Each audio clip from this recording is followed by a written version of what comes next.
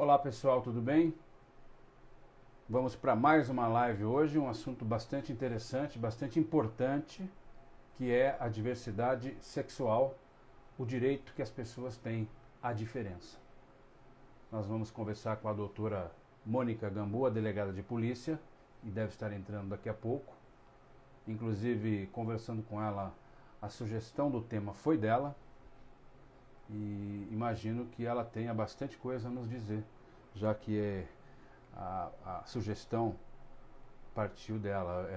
É um assunto que, infelizmente, povoa o noticiário ruim dos nossos jornais, revistas, televisão, né? Muitas pessoas que têm do grupo LGBT, a sigla é muito grande e, para não errar, LGBTQI+.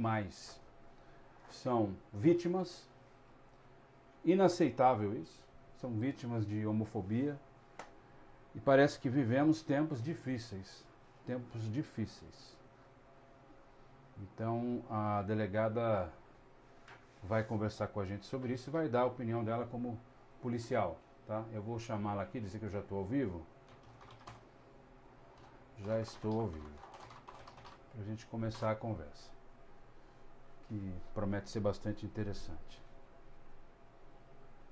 O pessoal está chegando, essa live termina às 6 da tarde, nós resolvemos fazer lives de 1 hora, que acho que é um tempo razoável. Todo mundo no mundo hoje está fazendo live em razão do distanciamento, né? A gente não pode se encontrar com as pessoas, então vamos para a live.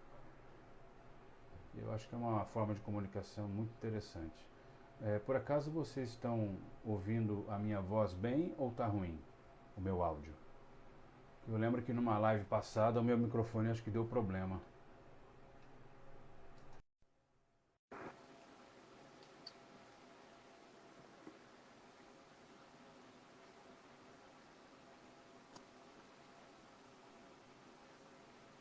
Oi, doutora.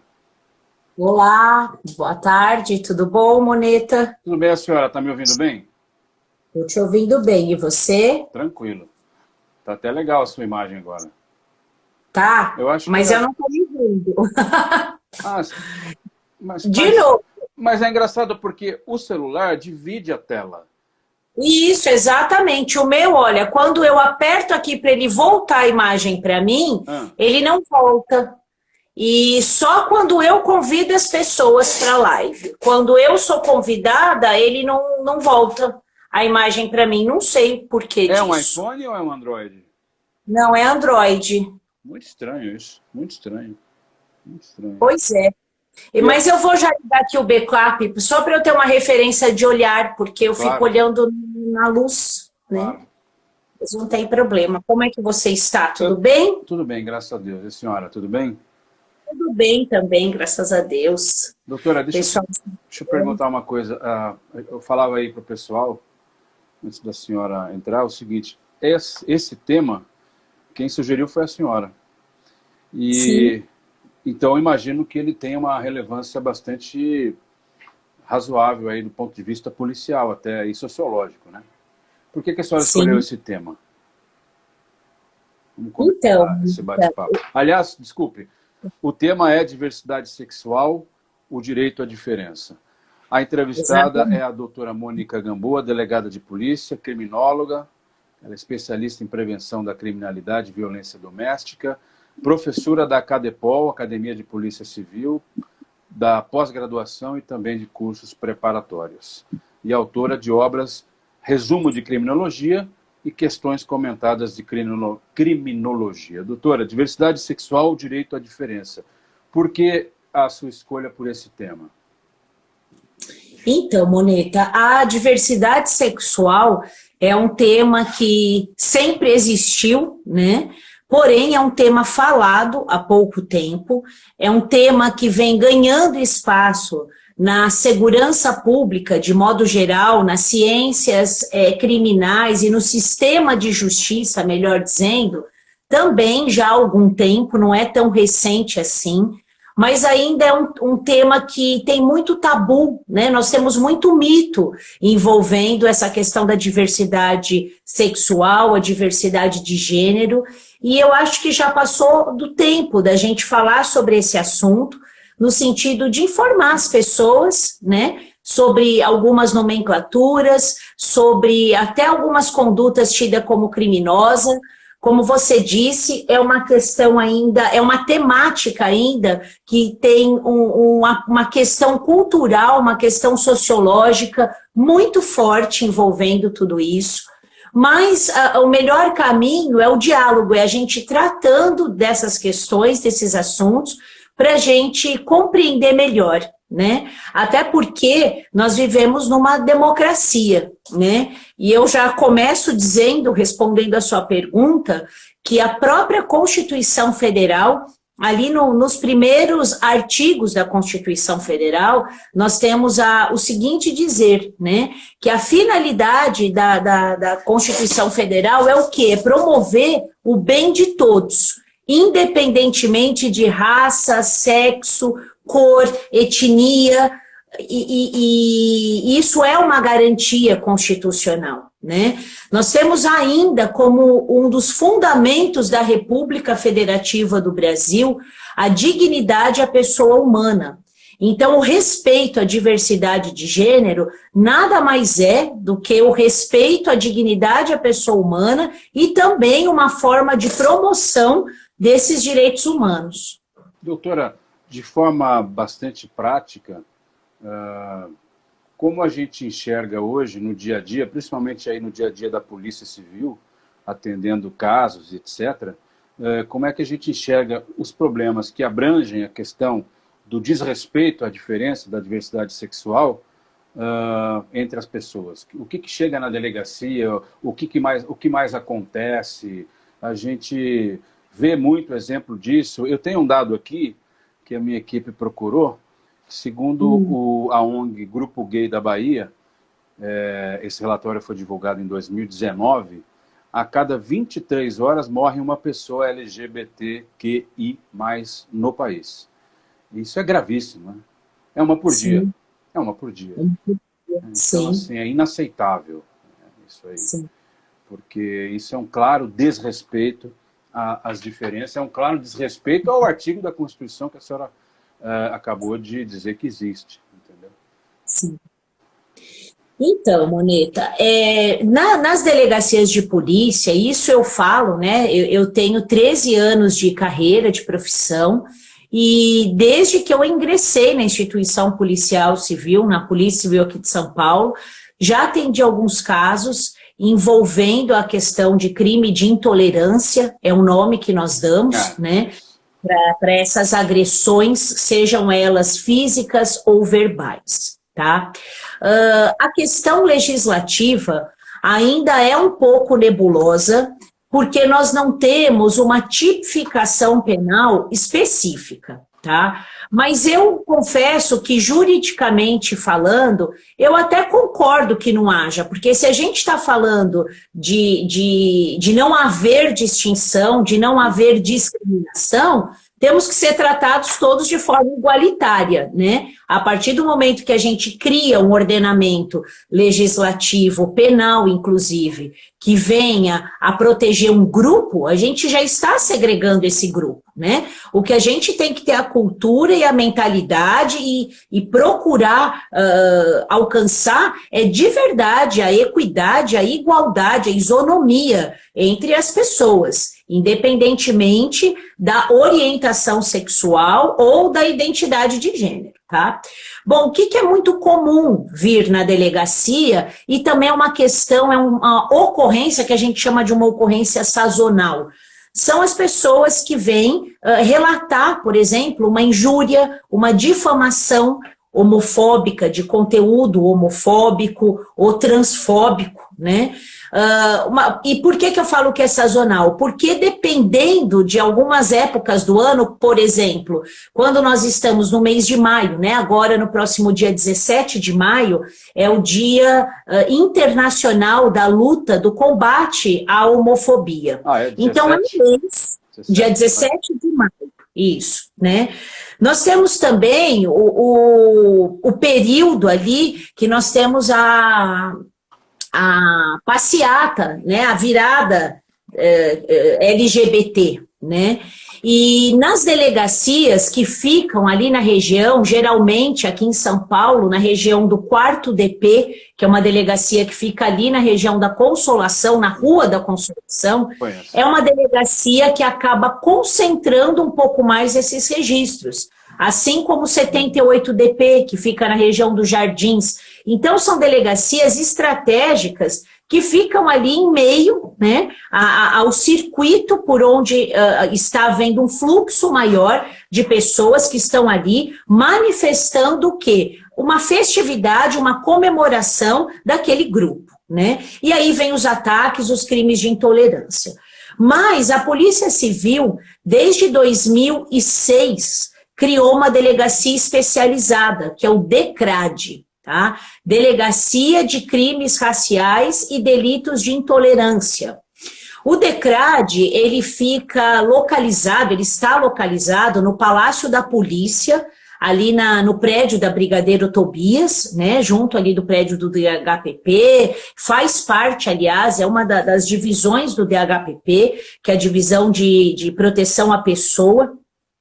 E o DECRAD tem profissionais especializados nesse tipo de atendimento, tá? Então, a Polícia Civil de São Paulo, desde 2006, tem esse suporte, né? Seja num inquérito policial mais direcionado, com uma capacidade melhor de investigação, mas isso não impede que outras delegacias, qualquer delegacia diária, registre esse tipo de crime. Tá? Mas se quiser algo especializado, até se o pessoal tiver interesse, pode ser feito contato por e-mail, né? O e-mail é decrad@policiacivil.sp.gov.br, tá? decrad@policiacivil.sp.gov.br. E eles também têm atendimento presencial, de segunda a sexta-feira, das 9 às 19. Mas qualquer delegacia de polícia tem o dever, tem a obrigação de prestar esse tipo de atendimento. E o que mais chega de ocorrência, sem sombra de dúvidas, são os crimes contra a honra, né? Injúria, difamação é o mais comum, calúnia nem tanto, e por vezes as agressões, né? Doutora, o DECRAD, quando foi criado, eu estava inclusive na assessoria de imprensa da Segurança Pública, então eu lembro muito bem da criação. Conheci bastante a doutora Margarete Barreto, que foi uma das delegadas que atuou firmemente lá no DECRAD. Deu tão certo que aí surgiu uma outra delegacia derivada do DECRAD, para onde foi a doutora Margarete, que tem a ver com o esporte, né? Só um adendo para o pessoal saber. Sim, exatamente, é um outro delito de intolerância, né? É um outro delito de intolerância. Por quê? Porque esse tipo de conduta, ela é crescente, né? E aí a gente volta àquela questão cultural. Na criminologia, nós chamamos esse tipo de estudo do estudo da subcultura delinquente. O que é isso? É um grupo de pessoas que tem um preconceito, ou seja, um conceito pré-concebido sobre algo ou alguém em virtude de uma característica. Então, é uma rotulagem social que faz um grupo de pessoas, porque é muito difícil o preconceito se manifestar sozinho, né? A discriminação, ela pode ocorrer sozinha. Agora, o preconceito não. O preconceito, ele é uma ação coletiva, ele é uma ação de grupos, né? E é em virtude do quê? De uma rotulagem social, seja a cor da pele, seja o time de futebol que a pessoa torce, seja a orientação sexual. A senhora fez uma diferenciação entre discriminação e preconceito. Qual é a diferença? Sim. O preconceito, como a etimologia da palavra diz, né? Preconceito. A gente tem uma preconcepção sobre algo ou alguém em virtude de uma característica, né? Então, é uma rotulagem social. A discriminação é o ato que a gente chama de ato criminoso. O que configura crime é a discriminação. Por quê? Porque a discriminação é uma ação negativa e muitas vezes violenta, né? Então, é uma ação. O preconceito, ele não é uma ação. ele pode ficar ali na esfera do pensamento. A pessoa fica falando, nossa, eu não gosto de palmeirense, eu não gosto de corintiano, eu não gosto de pessoas homossexuais, tá? E isso é o preconceito, né? Agora, a discriminação já é uma conduta ativa, Entendi. Onde ela age negativamente, de forma violenta, de forma agressiva e criminosa, né? Já fazendo a ressalva, desde junho do ano passado, desde junho de 2019, o STF equiparou a homofobia e a transfobia ao crime de racismo. Então, nós temos lá a lei de 89, né? A lei federal 7716, que é a lei de racismo, e nela a gente tem a previsão equiparada do quê? Da homofobia e da transfobia, como se também fosse uma conduta de racismo. Só relembrando como isso ocorreu, na época dessa votação no Supremo, dos 11 ministros que nós temos no Supremo Tribunal Federal, 8 votaram a favor e 3 votaram contra. Então, considerando a maioria, né, absoluta, tivemos aí a equiparação. Tá? Então, a gente fala que a homofobia e a transfobia são condutas equiparadas ao delito de racismo. A senhora acredita que essa equiparação é justa? Eu acredito que é justa, no sentido de coibir essa conduta, né? É lamentável, é a mesma coisa, a própria lei antirracismo, né? É uma lei desnecessária, assim como a lei de combate à violência doméstica, assim como o Estatuto do Idoso, mas esses regimentos, esses atos normativos, essas legislações acabam se fazendo necessárias justamente para botar o quê? Limites no ser humano, no indivíduo e em sociedade, né? Então é necessário, eu acho que ajuda, na medida que a pessoa ouve que aquela conduta é equiparada ao crime de racismo, que é um crime imprescritível e tal, ou que tem uma pena mais alta, a pessoa se intimida. Doutora, infelizmente, apesar das leis que surgem, apesar da mudança até cultural de alguns setores sociais, a homofobia, ela não só existe, como ela é, como eu acredito, aí é uma opinião pessoal do Adriano Moneta, gostaria de saber se a senhora concorda comigo ou não, mas eu acredito que de uns tempos para cá, o sentimento de homofobia aflorou mais ainda de pessoas que antes eram homofóbicas, mas ficavam lá quietas. E agora essa coisa está sendo mais explícita, por razões que a gente, acho que a senhora entende o que eu estou falando, né? A Sim. sociedade brasileira, infelizmente, mudou para pior, na minha opinião, e o preconceito aflorou com tudo, não é? Aflorou com, vai dizer que não tem, tem. A senhora concorda comigo que agora a coisa está pior? Concordo, sim. Não só a homofobia, mas principalmente também a violência contra a mulher. Sim, sim. Concordo com você, sim, Adriano. Volto a dizer, né? Tudo são os modelos sociais, os modelos que nós temos na sociedade, né? Então, nós temos uma porção de freios à conduta do indivíduo. O freio moral, o freio religioso, o freio cultural, o freio familiar. Então, a gente vai tendo esferas dentro de um ambiente social, seja aquela educação de casa, né, a família. Que religião tem aquela família? Quais são os valores daquela família? Como aquela família enxerga a diversidade sexual? Né? Aquilo a gente chama de um controle interno, né? Na criminologia também nós falamos de um controle social informal. Depois esse indivíduo ele passa a frequentar a escola. Como que a escola lida com essa situação, né? Já puxando aqui o gancho, como que a escola lida com essa questão da homofobia e da diversidade sexual? É uma celeuma gigante, é uma polêmica enorme. Se a gente agora abrir o Google e for lá pesquisar sobre a questão da diversidade sexual nas escolas, a gente vai encontrar muita polêmica, né? Tem ações institucionalizando esse tipo de educação em diversidade sexual e tem ações contrárias, né? Fora essa questão, a gente pode até voltar para a questão da escola, mas numa outra esfera, nós temos o quê? Nós temos as ações políticas. Como que o cenário político tem reagido? E óbvio, na esfera que a gente tem um governo federal que vem muitas vezes criticando, tratando erroneamente como doença ou como um comportamento pervertido, serve de modelo, né? Os políticos são modelos para o nosso povo, os professores são modelos para os alunos.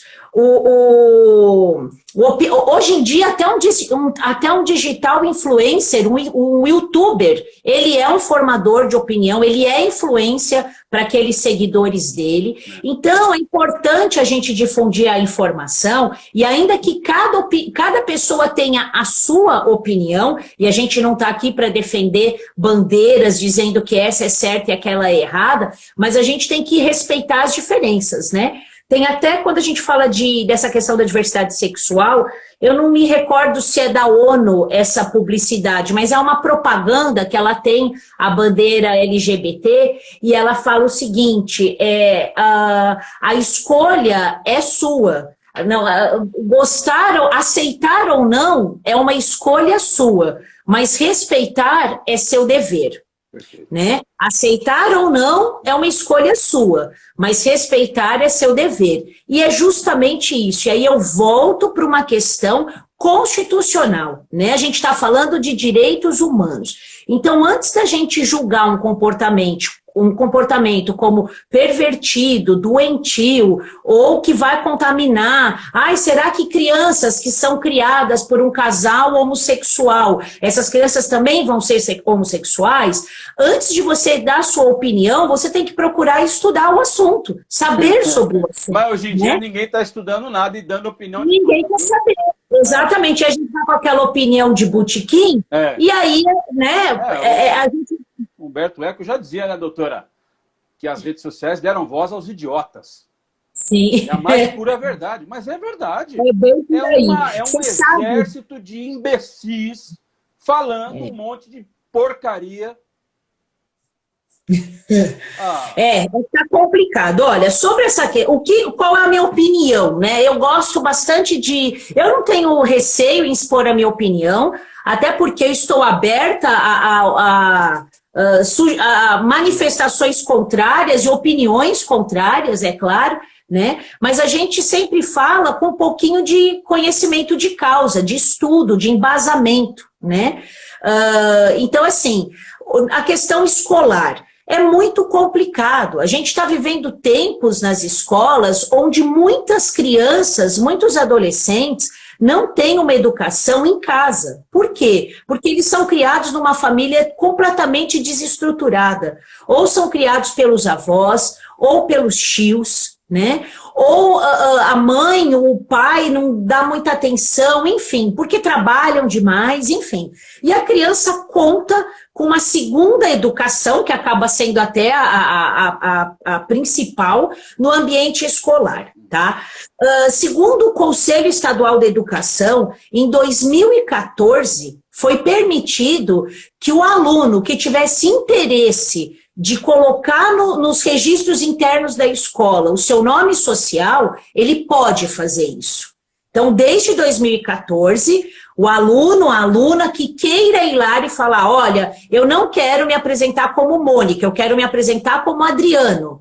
Ou você, eu não quero me apresentar como Adriano, eu quero me apresentar como Mônica. Isso é o que a gente chama de nome social, tá? Segundo o Conselho Estadual da Educação, aqui de São Paulo, isso é permitido. Eu vi uma pesquisa, foi até me atualizar essa pesquisa, depois que isso foi permitido fazer, aumentou em 40% a modificação dos registros desse núcleo, tá? Não do colégio inteiro, desse núcleo. Então, do núcleo que já se enxerga com uma possível identidade de gênero diversa, 40%, tá?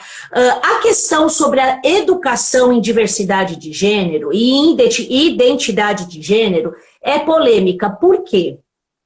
Foi feito há tempos atrás uma intenção de explicar o que é identidade de gênero, o que é orientação sexual, o que é a diferença entre um e outro, o que é um cisgênero, o que é um transgênero, o que é um heterossexual, homossexual, e é doença ou não é. Isso se chama em educação em diversidade sexual, né?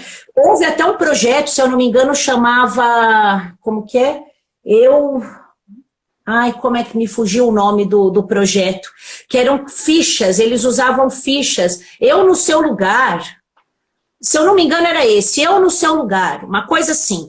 E isso era dado para um público do ensino médio, e eles ficavam mesmo com uma ficha ali e liam, né? Um breve relato sobre a situação daquela pessoa, e aí eles tentavam começar um diálogo, uma dinâmica em grupo.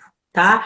Esse tipo de projeto piloto, ele foi por água abaixo, não prosperou, e aí tem muito a ver com a gestão governamental, na medida em que a política muda, seja a política municipal, estadual e federal muda, vai mudando essas orientações, né? E aí isso foi por água abaixo, e hoje há algumas tentativas. A minha opinião é que tem que ter, porque isso existe, a diversidade sexual, a diversidade de orientação sexual, ela existe e ela não é doença. A Organização Mundial da Saúde já se manifestou e não é de agora, desde 1990 que o homossexualismo não é crime, né? Antigamente, ok, a nomenclatura homossexualismo, e o ismo nos remete à doença, era considerado um transtorno de perversão, o homossexualismo, né? Desde 90 não é mais. Foi retirado do CID, que é o Código Internacional de Doenças, né? Hoje em dia a gente fala em homossexualidade. Ela é uma doença? Ela não é uma doença. Ela é uma orientação sexual. Ah, não é uma opção sexual? Também não, porque opção a gente escolhe, né? Orientação sexual, não. Muito bom. É simples assim. Então não é uma opção, uma orientação. Nunca ouvi isso. Perfeito. É isso aí, é uma orientação. Então, assim, posso continuar aqui? Claro. Então, vamos lá. Assim, vamos falar sobre a diferença, né, entre a orientação sexual e a diversidade de gênero, tá? Quando a gente fala de sexualidade, e aí já puxando o gancho disso tudo que a gente está dizendo aqui de se tratar nas escolas, no ensino médio, né, que é o momento em que eles estão descobrindo a sexualidade, e aí eu até puxo aqui para ontem, né? Ontem eu estava fazendo lição com a minha filha completa agora esse mês 10 anos, e ela está tendo aula de ciências, né? Então ela já começou. Ontem a gente estava estudando pele, tendões, ligamentos, e pelo, e tecido conjuntivo e tal. E ela viu já na apostila que tem, né, mais para frente, já tem a questão do aparelho reprodutor, digestivo, e, inevitavelmente, o que chama a atenção da criança? A foto que tem ali a mulher, né, o esqueleto da mulher e do homem. E ela olha e fala, nossa, a gente vai ter aula que vai falar de pipi e tal, e já gera aquela curiosidade, né? Porque é o tabu, é o mito que existe em falar sobre sexualidade, né? E eu vejo pelos meus filhos, eles são criados num ambiente que eles sabem que existe a atração sexual do homem por homem, da mulher pela mulher, e da mulher por homem ou pela mulher, porque isso já nos foi perguntado. Por quê? Porque eles viram. Ou eles viram na rua, passeando no shopping, num parque, ou porque eles viram na televisão. E aí você explica como. Ah, isso não existe? Ou isso é uma doença? Ou eles estão tomados pelo demônio? Que aí você já tem um apelo religioso, né? A questão política da sexualidade, ela é muito atravancada no Congresso Nacional pela bancada religiosa. Que eles vêm com esse apelo da doença, do demônio, né, da questão. E não é assim. A gente tem que abrir a nossa mente. Eu preciso falar uma coisa aqui, interrompendo Fale. a senhora. Eu não sou evangélico, mas eu gosto muito de um pastor que se chama Ricardo Gondim. Ele é o pastor titular, fundador da igreja Betesda, que fica lá no Jardim Marajoara, aqui em São Paulo. E eu e minha mulher íamos lá de vez em quando. Agora, ultimamente não fomos mais, que muito longe. Domingo à noite, aquela história. Mas a última vez que eu fui, Esse pastor é maravilhoso. Ele é maravilhoso. Eu sigo ele no Twitter, ele é um verborrágico, ele fala tudo contra... Ele detesta os evangélicos. Ele odeia os evangélicos. Ele odeia os evangélicos. E ele falou assim, ele estava pregando, ele falou, nós precisamos aqui na Bethesda de mais prostitutas, de mais homossexuais, de mais... Nós precisamos da diferença. Chega de preconceito. E eu olhei para minha mulher e falei, nossa, esse pastor, o que ele está falando? Isso é uma heresia no meio evangélico. Eu cresci na religião evangélica conservadora. Cresci até 27 anos. Depois eu abandonei, porque eu, graças a Deus, entendi que o amor de Jesus é exatamente o oposto do preconceito. Sim. Não entendeu? É o oposto.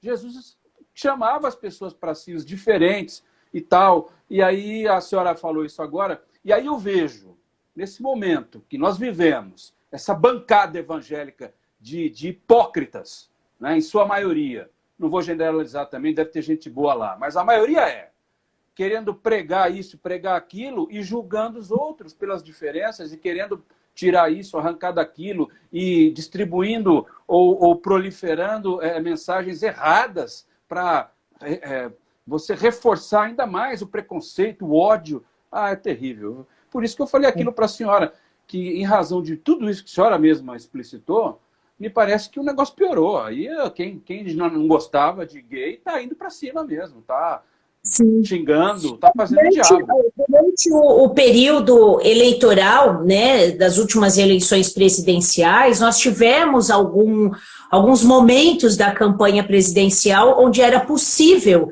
vislumbrar essa questão, né? Teve muito embate sobre o kit gay, até o nome, olha o preconceito já no nome, né? Dar ou não dar o kit gay nas escolas, meu Deus, é muito avassalador esse linguajar, essa tratativa, esse olhar, né? A gente precisa evoluir no sentido dessas interpretações, né?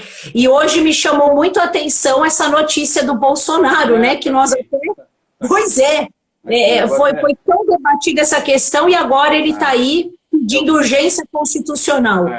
O título é Bolsonaro promete projeto sobre ideologia de gênero. O presidente foi cobrado por apoiadores e respondeu que deve enviar ainda hoje um projeto com urgência constitucional sobre ideologia de gênero, ou seja, proibindo qualquer tipo de conversa, de matéria, enfim, que isso seja ventilado nas escolas. Dentro desse pacote que está sendo, o Bolsonaro está sendo pressionado a se manifestar legislativamente, dizendo, né? Também está essa questão da sexualidade nas escolas, né? E aí não é o tal do kit gay, não é esse o nome, é explicar o que é identidade de gênero, diversidade de gênero, né? A sexualidade, ela é um conjunto de fatores. A personalidade é um conjunto de fatores, e a sexualidade também. Fatores o quê? Biológicos, psicológicos e sociais. Essa é a nossa base, né? Então, o ser humano, vamos focar na sexualidade, ele tem o quê? Os 3 aspectos da sexualidade. O sexo biológico, a orientação sexual e a identidade de gênero. São essas as 3 estruturas da sexualidade. Sexo biológico é aquele que define todos os animais, inclusive nós. Macho, fêmea e o tal hermafrodita, cuja nomenclatura a gente já nem usa mais. Hoje em dia fala intersexos, né? Então, macho, fêmea e intersexos. Esse é o sexo biológico, ou seja, aquele que está lá no livro de ciências da minha filha, que ela olhou a foto e viu, né? É o nosso aparelho reprodutor, é a nossa genitália, ok? A orientação sexual é o nosso afeto, é a nossa atração sexual. Eu tenho desejo sexual, e aí já falando na fase adulta ou na fase infantil, aquela atração, aquele olhar, aquele amor platônico que uma criança pode ter por quem? Né? E aí vem por pessoas do mesmo sexo que o meu, aí a gente fala numa orientação homossexual. Por sexo oposto ao meu, heterossexual, ou pelos dois, por meninos e meninas, bissexual. Isso é orientação sexual, é o afeto, é com quem eu quero me relacionar sexualmente, afetivamente falando, né? E por fim a gente tem a identidade de gênero, que já é uma construção social, ela não tem nada a ver com sexo biológico. É isso que tem que ficar claro, o sexo biológico ele não tem uma relação com essa construção social que é a identidade de gênero. Por quê? Porque a identidade de gênero é como eu me vejo, é o reflexo no espelho. Então eu, Mônica, estou aqui, eu tenho corpo no formato feminino, eu nasci com sexo biológico de fêmea, né? Eu tenho traços de fêmea, na fase adulta eu me desenvolvi como uma fêmea, tenho genitália feminina, mas quando eu me olho no espelho, eu me enxergo, isso me representa ou não? Aquele corpo não me representa. É aquela máxima mesmo, aquele corpo não pertence a mim, não me representa. E quando esse fenômeno acontece, a gente tem o quê? Se for uma mulher que se olha no espelho e não se identifica com aquilo, ela fala, não, eu sou homem, mas eu nasci no corpo de uma mulher. A gente tem o quê? O homem trans. Se for o homem que se enxerga feminino, ele se olha no espelho e fala, meu Deus, está nascendo barba, e eu queria que crescesse o meu cabelo e os meus cílios, e ele vem a se vestir, ele quer se afeminar, é uma mulher transexual, né? E aquele que tem a relação correspondente, ou seja, eu me olho fêmea, me vejo fêmea e me aceito fêmea, cisgênero.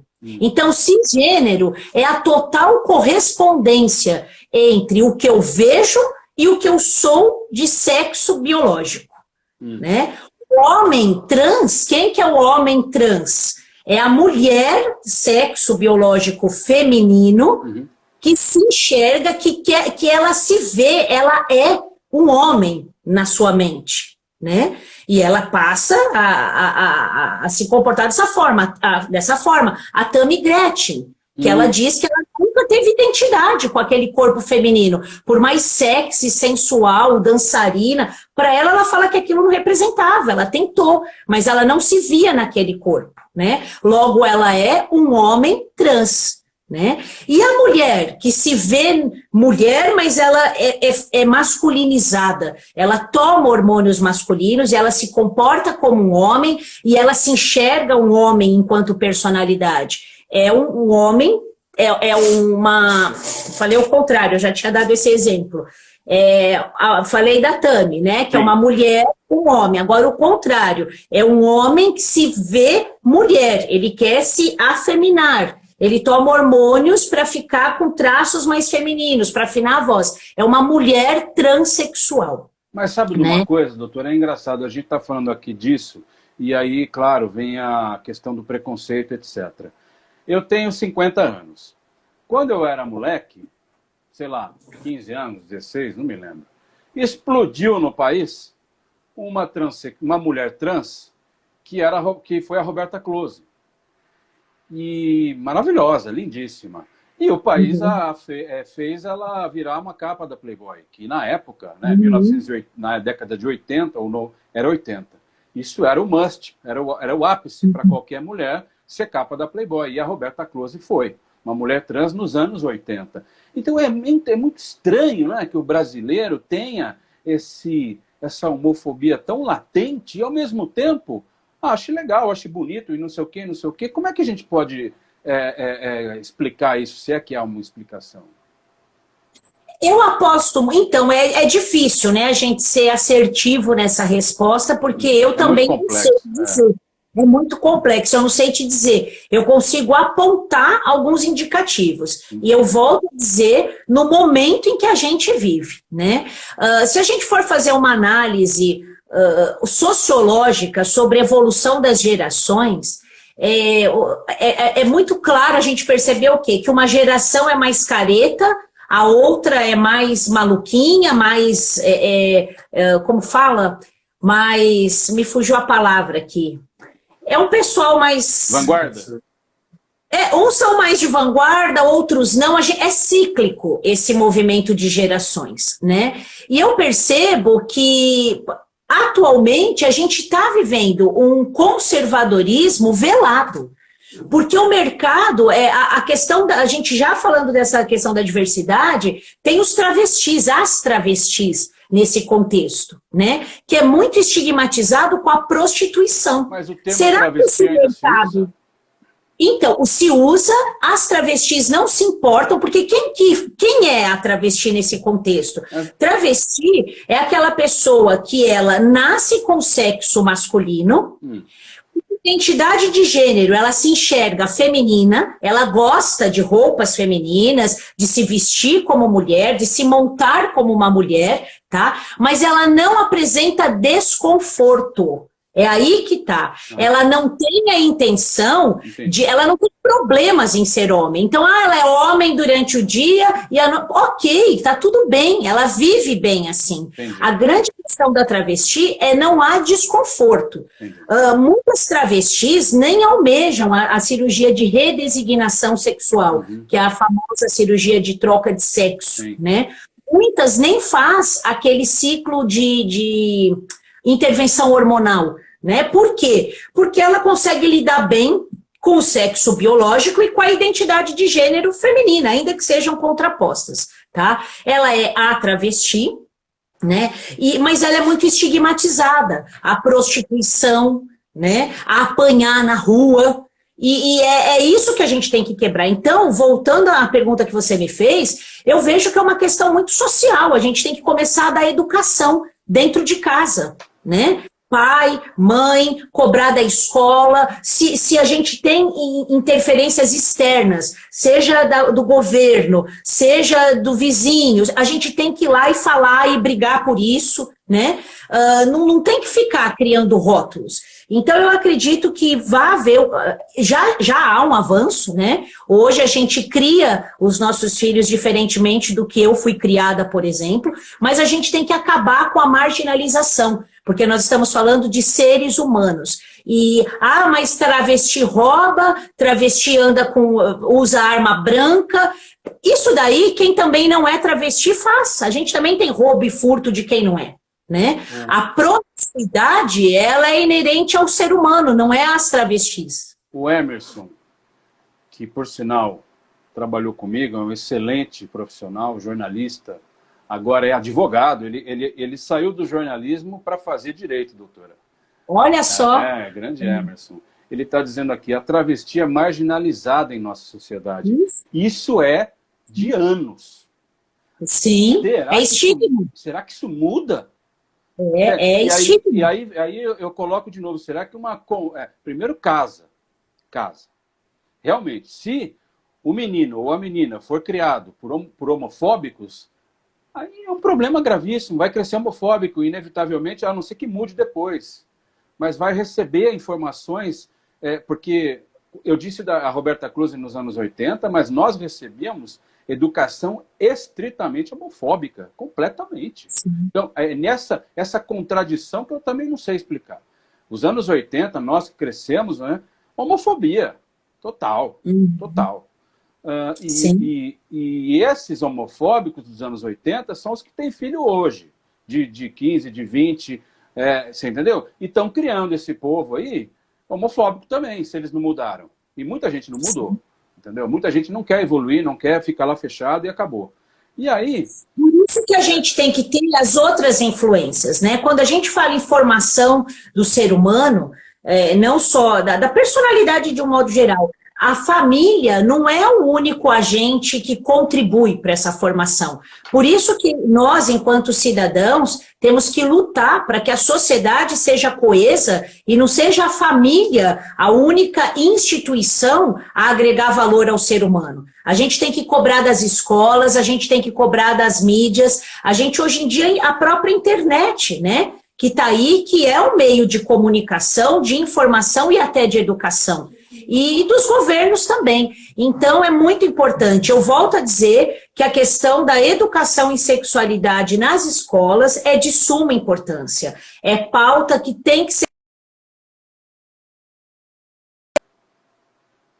Ih, caiu. Espera aí que ela volta. Ela volta, mas vocês veem que essa discussão é muito séria, né? É bastante séria. É bastante séria. É uma coisa que a gente tem que tomar realmente, prestar muita atenção. Vocês estão me ouvindo direitinho? Tá tudo bem? Ó, já tá voltando.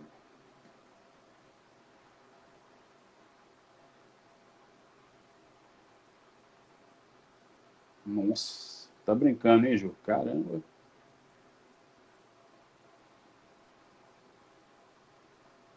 Voltamos? Oi, doutora. O que aconteceu aí? Faltou energia? Sim, eu estava falando, fiquei com delay, né? Fiquei no delay, daí depois que eu vi que caiu. Voltamos. É. Mas aí pode continuar, doutora.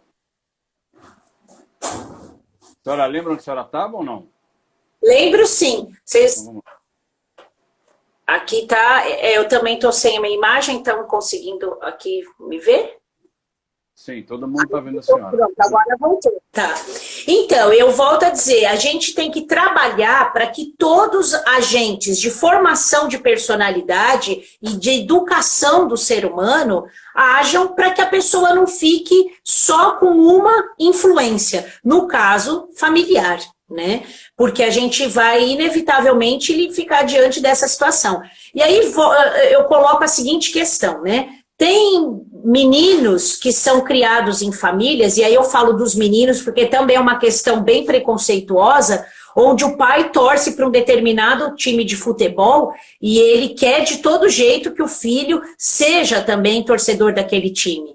E é justamente, acontece o quê? O contrário, o filho vai lá e é torcedor do time rival. Por quê? Porque ele recebe uma outra influência, seja uma influência das redes sociais, da escola, dos amigos, que a gente chama dos outros agentes de formação, né? E com a questão da sexualidade é a mesma coisa.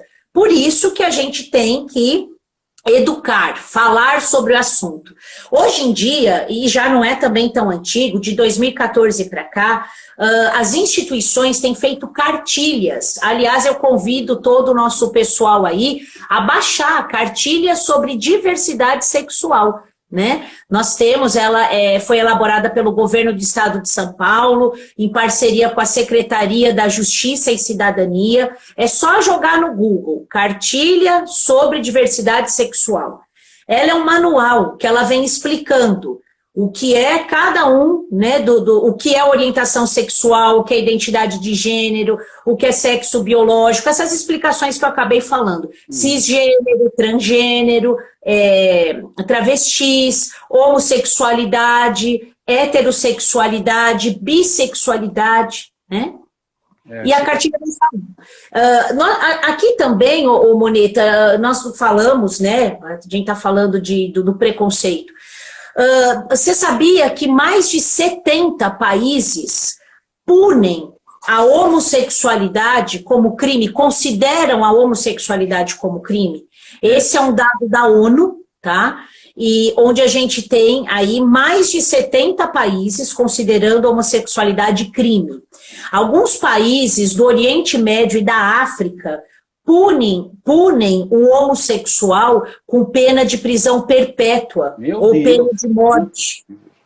Pois é, mais de 70 países. É um dado ainda muito assustador.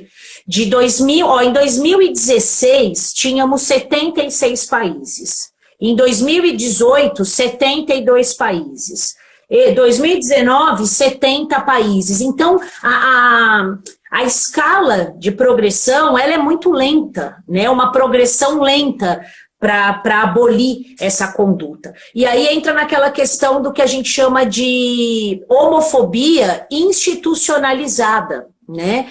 É justamente a figura do Estado, o governo federal, vir ali e criminalizar a homossexualidade, né? Considerar a homossexualidade mais do que uma doença, um crime. E é engraçado como nesses países que a senhora citou, do Oriente Médio, provavelmente da África, há religião envolvida. Com certeza, sim. Então, assim, sabe? É uma coisa assim que... É preciso 20 lives para a gente tentar conversar sobre a religião. Precisa falar muito sobre o assunto, né? A religião e o ódio dela. Mais vistas, né? Essas pessoas têm que ser mais vistas, elas têm que ser mais vistas onde? No meio social, não só no dia da parada do orgulho gay, que a gente vê de onde sai tanta gente, né? Elas têm que ser vistas no dia a dia, elas têm que frequentar a escola, elas têm que ter posição no mercado de trabalho, elas têm que ter posição nas redes sociais, elas têm que ter lugar no mundo, elas têm que ocupar espaço, né? Porque elas existem, é essa a grande verdade. Eu não vou me lembrar do nome e eu peço desculpas às pessoas, porque realmente eu tenho esquecido muita coisa, acho que está faltando fósforo. Mas nós já temos no parlamento estadual uma deputada, uma mulher trans, né? Eu não lembro o nome dela. Eu acho isso fantástico, eu acho maravilhoso. Sim. E é uma mulher, e é uma deputada que eu vejo a atuação dela, ela é muito boa. Ela é séria, ela, sabe? Então, assim, isso me dá muita alegria ver. Vou até aqui no Google, eu acho. Nossa, eu e o Éder estávamos falando outro dia dela, eu estava conversando com o presidente municipal do Podemos sobre ela. A gente ficou muito tempo falando sobre... A gente estava falando sobre violência doméstica, falando sobre a matéria do Drauzio Varela. Érica Malunguinho. Isso. Érica Malunguinho. Isso, então, ela assim, mesma. Eu acho que a gente tem que ter mais pessoas de todas as orientações sexuais, em cargos, em lugares de destaque mesmo, dando aula na universidade, enfim. Exatamente. Representatividade, né, Moneta? Representatividade é a palavra. Eu estou procurando um joinha para pôr aí para o pessoal que falou o nome, mas eu não estou achando. Deixa eu pegar aqui. O grande lance é... Obrigada, pessoal, que lembrou o nome. Opa, para eu não sair. Aqui.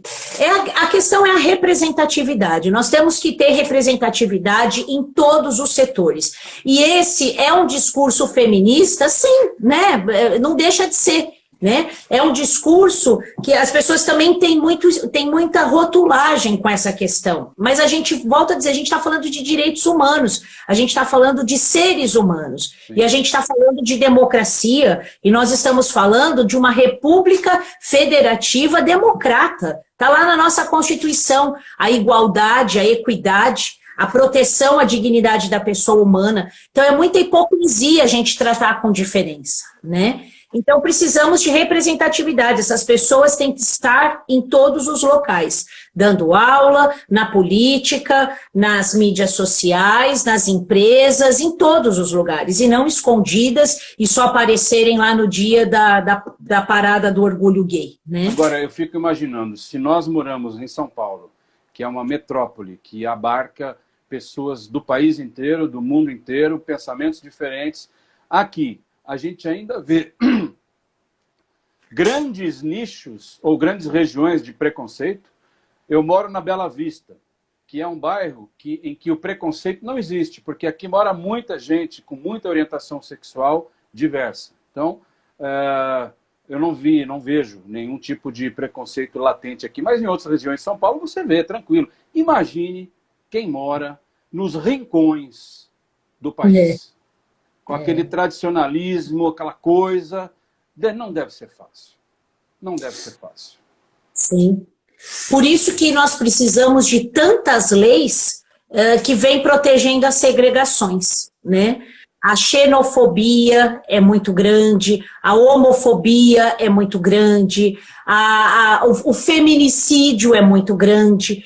Todos os grupos vulneráveis, todas as minorias, elas são desprotegidas. Por isso que os direitos humanos, nos últimos 50 anos, evoluíram de uma forma assim, né? Foi necessário, porque por quantos anos essa cultura, e aí volta aquela cultura do patriarcado. A cultura do patriarcado, ela não é um discurso feminista para a violência doméstica, ela se aplica para todos esses setores, né? E veja, mesmo nessa relação de identidade, de diversidade de gênero, de uma identidade de gênero diversa, né? Então, aquele homem que ele se enxerga mulher, né? Ele também sofre o mesmo preconceito e a mesma perseguição, muitas vezes, que a própria mulher. Por isso que a própria Lei Maria da Penha vem falando que protege também os transexuais, as travestis. Então, assim, essas minorias, elas ainda bem, né, que hoje em dia não é luta de uma pessoa só. Hoje em dia, veja aí na live, eu estou vendo o pessoal passando, comentando. Então, a gente vê que nós temos pessoas que discutem essas causas, que lutam por essas causas, e é assim que tem que ser, né? Porque não existe mais aquele padrão, é normal, não é normal. Eu sou normal, eu sou heterossexual, eu sou normal, né? Esse termo normal me irrita de uma maneira... O que é normal hoje em dia, né? Será que nós estamos vivendo tempos normais? Ninguém é normal, meu amigo, né? Pandemia, um presidente que descumpre a pandemia, que incita vários tipos de situações de caos. Será que isso é o normal? Será que esse é o padrão de normalidade? Quem que é Bruna Gamboa? A Bruna Gamboa é minha irmã. Infelizmente ainda existe muito preconceito, mas nós vamos mudar isso. Aí o perfil POC Nacional diz: a luta feminista anda lado a lado com a luta LGBTQIA. A Patrícia diz: as pessoas têm preconceito com o rótulo do feminismo. Basta o rótulo para assustar. Uma pena. Eu posso dizer que no Centro-Oeste é infinitamente pior. A Patrícia morou em Cuiabá. Sei. E ela diz que Cuiabá é terrível. A Leila está dizendo o seguinte: um colega de trabalho resolveu mudar a sua aparência e usar o seu nome social no crachá. Na época, houve grande tumulto no ambiente de trabalho. Discutia-se qual banheiro ele deveria usar. Ela está falando de Campinas. A gente é de Campinas. A Leila estudou comigo no colegial. Então, você vê uma cidade grande tendo esse tipo de recepção.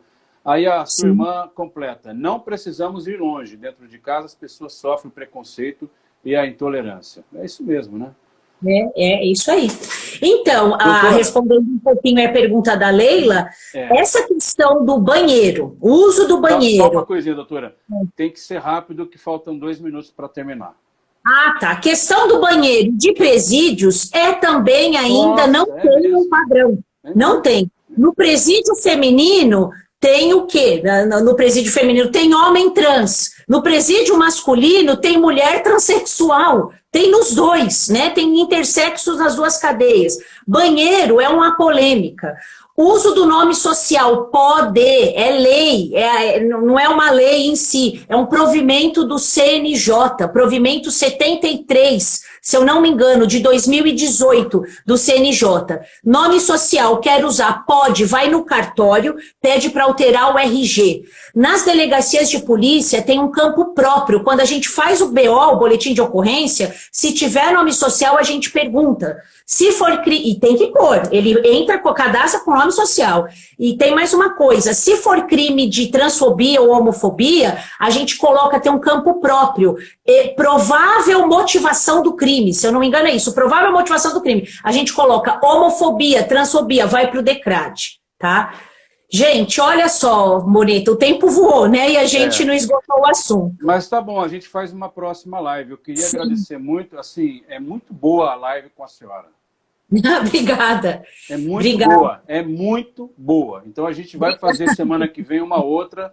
E aí o pessoal que está aí, fica ligado no perfil da doutora e no meu, que a gente anuncia um dia antes com as artes, tá? Eu queria agradecer todo mundo aí.